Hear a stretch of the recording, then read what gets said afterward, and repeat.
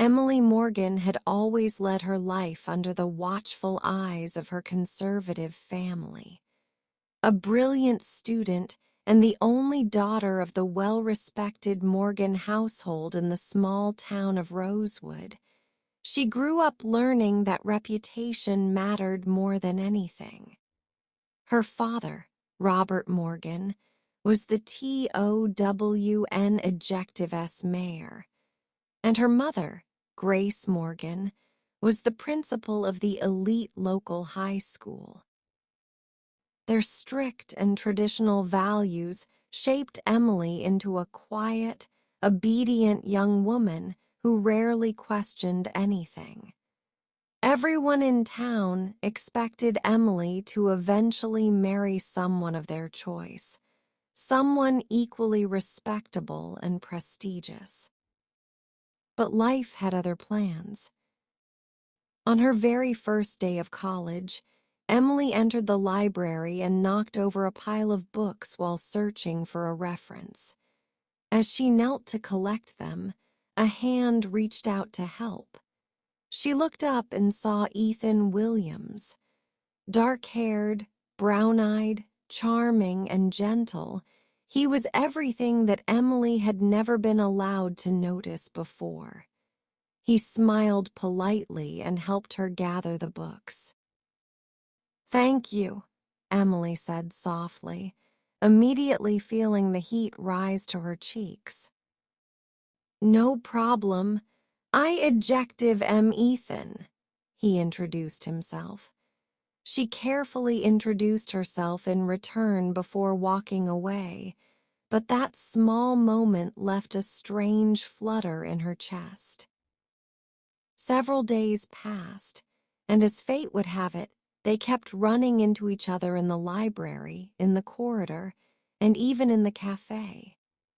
They started to talk, at first about books and classes, then about dreams, fears, and hidden desires. She learned that ETHAN adjective S family was not wealthy or influential. His father owned a small repair shop on the outskirts of town, and his mother was a retired nurse. They lived in a modest home, far away from the elite circles of Rosewood.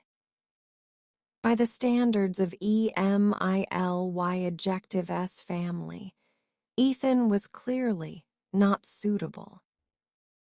At first, Emily tried to keep her feelings at bay. "My parents would never accept it," she told herself night after night. But love has a way of slipping through the cracks of obligation. It grew gently between them, like a wildflower blooming in the shadow of a wall. One day, after staying late to finish a project, Ethan offered to walk her back to the campus gate. The moon was high, the air cool, and Emily felt incredibly safe. All she could hear was the soft sound of their footsteps. Suddenly, Ethan stopped under a tree covered in soft, pale blossoms. He looked deeply into her eyes and whispered, "Emily, I know we come from different worlds, but I see an adjective T stop thinking about you." Her breath caught in her throat.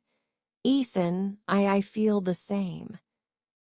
He took her hand gently, and under the moonlight he kissed her. It was soft, innocent, and yet full of emotion. In that moment, the world around them disappeared. All the rules, expectations, and fears were swept away by the tenderness of their secret love. From then on, they started to meet in hidden corners of the campus, away from curious eyes. They exchanged letters, smiled at each other during lectures, and shared warm coffee on rainy afternoons.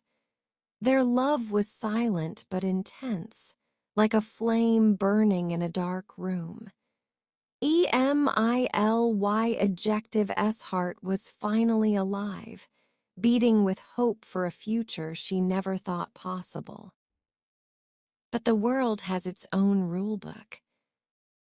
One afternoon, Emily Ejective's father visited her college unexpectedly.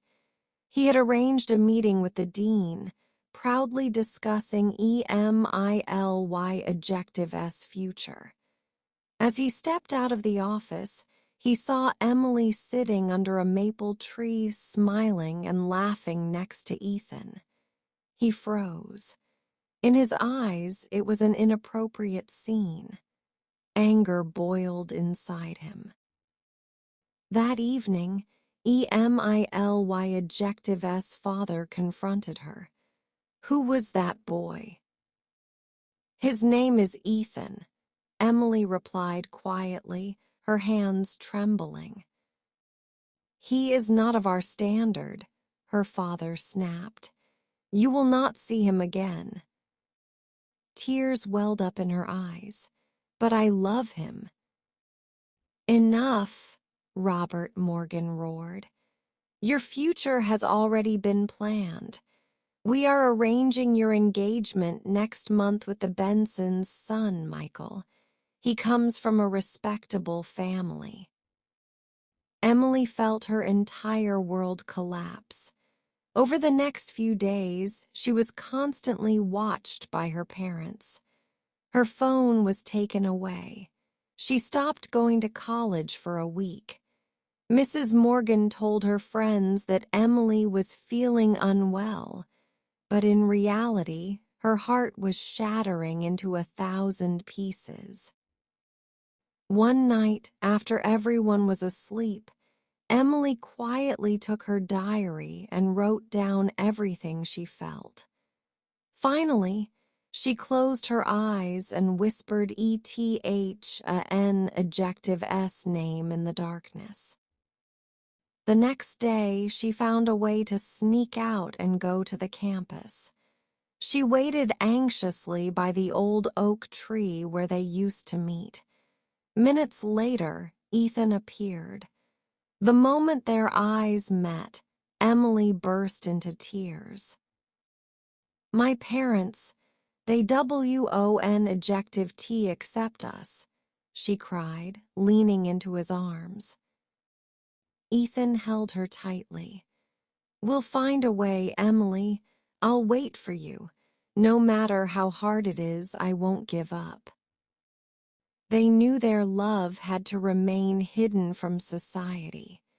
From that day on, they began to write letters and hide them in the hollow of the old oak tree. Ethan secretly gave her a small silver necklace with a heart pendant, a symbol of their promise. Emily wore it under her clothes, close to her heart. Months passed. Emily continued attending college under strict supervision. Her parents kept reminding her about the upcoming engagement with Michael Benson. All the while, Emily and Ethan continued their silent meetings in the library and exchanged secret letters. Every stolen moment was precious.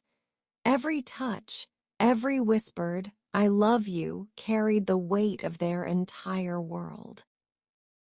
One cold evening, as snow began to fall, Ethan knelt down in front of Emily beneath the oak tree and pulled out a tiny ring. Emily, I know the world is against us, but will you promise me one thing? Stay with me, one day openly. Tears streamed down her cheeks as she nodded. Yes, Ethan, I promise. However, that very night, Robert Morgan found the secret letters inside Emily's drawer. Furious, he confronted her again. Enough of this childish nonsense. Tomorrow you will formally get engaged to Michael. Emily cried and begged, but her father was unmoved. She ran to her room and shut the door, sinking onto the floor. In her heart, she knew she could no longer remain silent. If she did, she would lose Ethan forever. At dawn, Emily slipped out of the house carrying only her diary, the silver necklace, and a small bag. She ran to the edge of town where Ethan was waiting at the bus station. Snowflakes fell gently as their eyes met. Without a word, he wrapped her in his coat. They got on the bus together, leaving behind the judgmental eyes of society and the heavy chains of family expectations. They traveled to a nearby city and started from scratch. It was not easy. There were days they barely had enough money, nights when they slept in small rented rooms, struggling to build a new life. But they never let go of each other. Their love, once hidden and silent, became their strength in the face of every hardship. Years passed. Their perseverance paid off. Ethan opened a small bookstore and Emily became a literature teacher. One summer afternoon, they stood together outside their house with pure joy in their hearts. Emily looked at the silver heart necklace and smiled softly. "What are you thinking?" Ethan asked, his arm around her. "I'm thinking that even though our love began in secret, it was the most honest thing in my life." He gently kissed her forehead. "Our secret love gave us the courage to create this life together." And there, beneath the warm sunlight, they lived their own happy ending, not approved by society in the beginning, but built with love, courage, and faith in each other. 5 peaceful years had passed since Emily and Ethan left Rosewood behind. Their little home in the city had become a warm and loving place. Each morning, Emily would leave for the small literature school where she now taught poetry, and Ethan opened their cozy bookstore on the corner of Maple Street. Their life was simple, but filled with laughter, shared dreams, long walks, and quiet evenings when they read together in the soft yellow light of their living room. One Sunday morning, Emily stood in the backyard watering the roses. As she gently touched one of the blooming flowers, she smiled, thinking of how far they had come from the days when their love had to stay hidden. Just then, Ethan stepped out with 2 cups of coffee. "Lost in your thoughts again?" he asked. Emily laughed softly, taking the cup from his hands. "Just thinking how grateful I am to have this life with you." Ethan pulled her close and kissed her forehead. "And I'm never letting it go," he whispered. But that night, everything changed. As the sun dipped below the horizon, Ethan stepped outside to close the store. A strange envelope was sitting on the ground near the door. No stamps, no address, no name, just a crisp white envelope. Curious, Ethan picked it up and opened it. Inside was a single piece of paper. On it, written in neat black ink, were 5 words that made his heartbeat freeze. "You can never truly hide." There was no signature, nothing else, just those 5 words. Ethan glanced around the street, but it was completely empty. He quickly locked the door and walked home with a heavy feeling in his chest. When he entered the house, Emily was preparing dinner. He tried to smile and hide the letter, but Emily immediately noticed the pale look on his face. "Ethan, are you okay?" He hesitated for a second, then handed her the letter. Emily's eyes widened as she read the message. "Do you think it's from my family?" she whispered, her voice trembling. "I don't know," Ethan confessed, wrapping his arms around her. "But no matter what it is, we'll face it together." That night, neither of them could sleep. The past, which had felt so far away and forgotten, suddenly felt as though it was standing right outside their door. Over the next few days, more strange things began to happen. Ethan noticed someone standing across the street watching their bookstore just for a moment before disappearing into the crowd. Emily started receiving anonymous phone calls. Each time, no one spoke. There was only silence and the sound of breathing before the call cut off.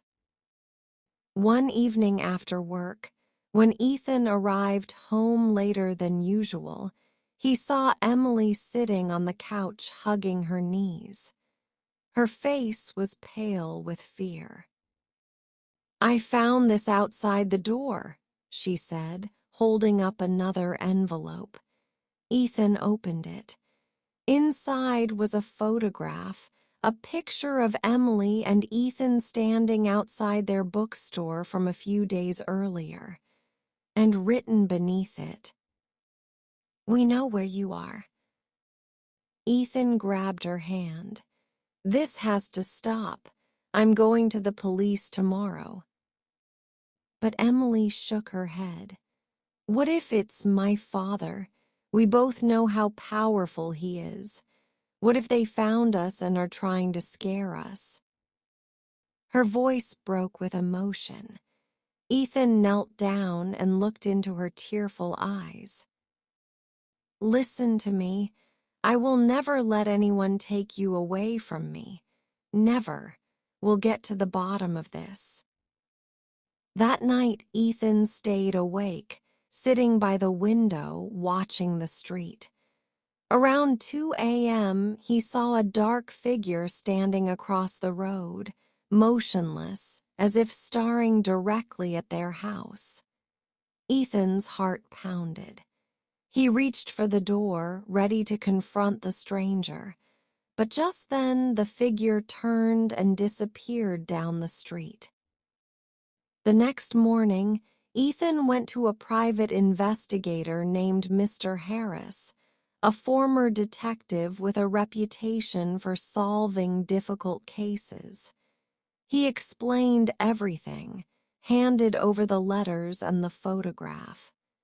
Mr. Harris listened carefully, nodding. "I'll look into this," he promised. Days turned into a week. During that time, Ethan and Emily tried to keep their life normal, but there was a constant tension in the air.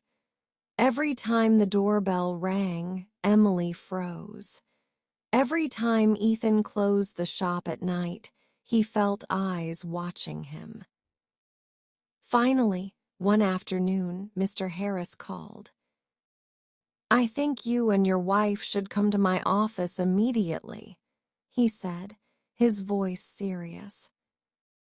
Emily and Ethan arrived within an hour. Mr. Harris closed the door and gave them a long, thoughtful look before he spoke. "I traced the letters. They were all delivered by hand, and the handwriting matches someone who used to live in Rosewood, someone connected to the Morgan family." Emily's eyes widened. "Who?" Mr. Harris handed them a file. Inside were old photographs. One of them was of Emily standing with her parents, but standing a few steps behind them was a young woman, Grace Morgan's personal assistant. Her name was Linda Turner. Ethan frowned. "I remember her. She was always around Emily's mother." Mr. Harris nodded. "She still works for your mother. And guess what? She's been visiting this city regularly over the past month. I found CCTV footage of her near your bookstore. Emily felt a cold chill run down her spine. But what does she want? Mr. Harris lowered his voice. I believe she was sent to watch you, and from what I've discovered, your mother has been seriously ill recently. Your father is desperate. He wants you to come back to take over the Morgan estate, and he will do anything to make that happen. Silence filled the room.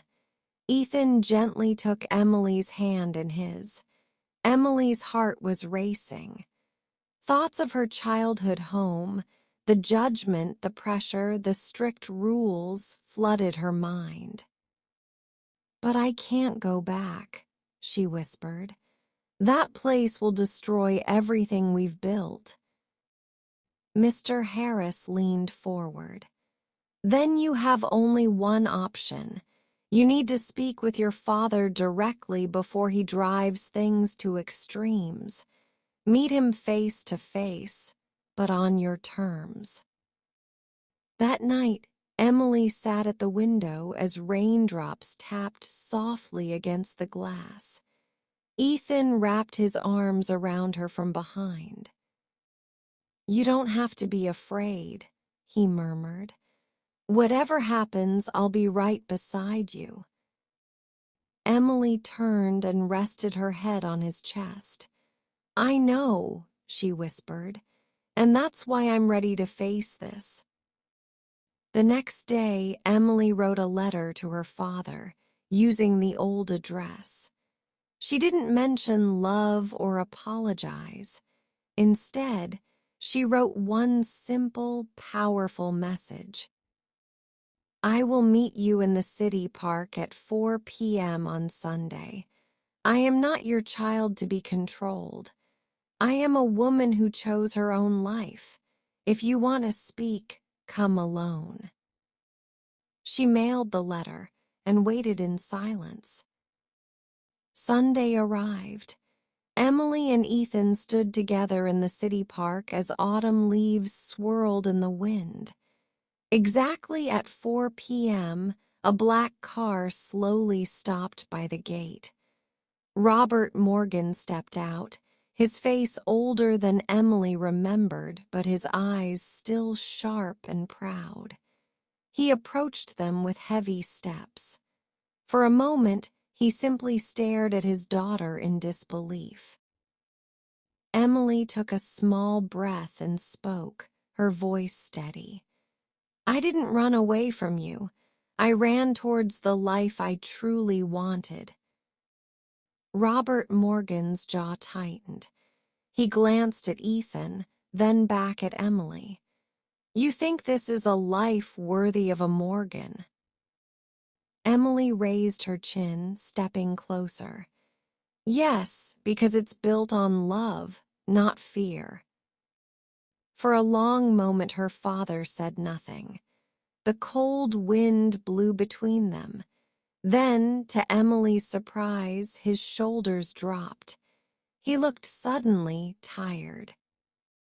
Your mother, she wanted to see you once more, he finally said, his voice heavy. That's why I sent Linda. She didn't mean to threaten you. She just needed to know you were safe. Tears rose in Emily's eyes.